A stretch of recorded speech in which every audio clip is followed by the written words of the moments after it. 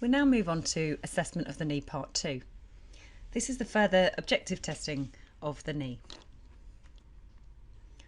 We now considered in the last group of slides about the objective testing, and we did observation, we did active range of movement, we looked at passive range of movement and end feels, muscle strength and muscle length testing.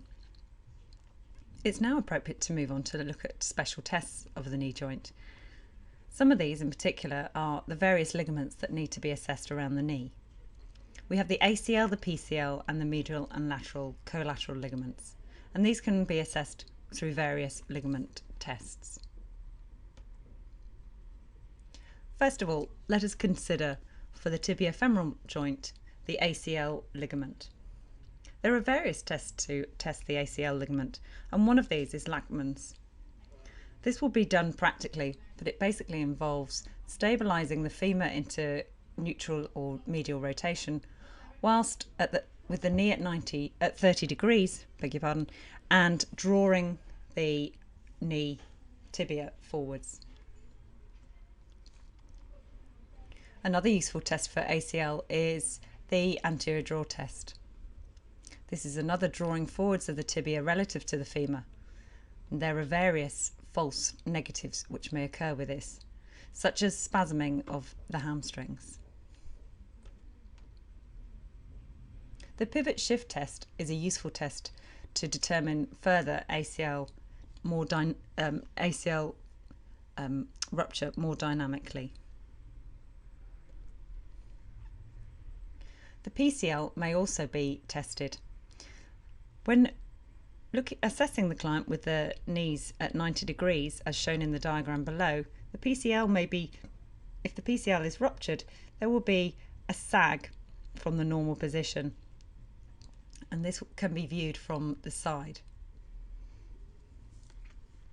The other test may be a posterior draw, or pushing or drawing the tibia more posteriorly, as shown here. Quite often when a ligament has been completely ruptured, there is little pain, but there may be a very soft and not firm end feel. It is also useful at this point to consider what is called a posterolateral corner injury, and the tests for these will be shown in class. It is a useful injury to consider.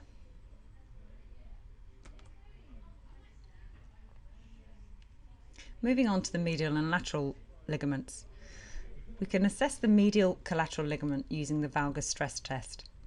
It is useful to test this ligament at both 0 and 30 degrees of flexion, and this then stresses different parts of the MCL itself. It is useful to feel and palpate the ligament as you do this test, but also to note for any pain and end feel.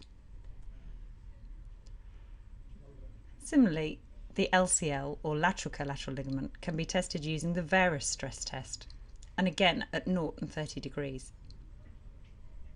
Feel for the end feel, note for any pain and any spasm or resistance from the muscles. We shall now consider the cartilage between the knee joint of the menisci. Tears or within the menisci can be determined using two different tests, the McMurray's test and the Apley's grind test.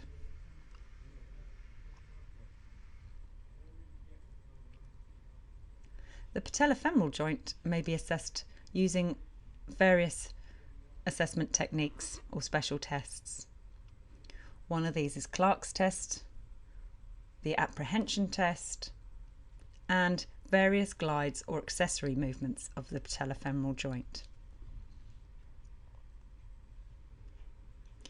Neurological testing of the knee area. If you suspect some sort of neurological deficiency, it is useful to look at sensation, strength and reflexes. And here you are testing the integrity of the nerve roots through the dermatomes, myotones and reflexes. Your knowledge of these should be able to determine which of the nerve roots are being affected. It is also essential at this point to consider the neural mobility of the area.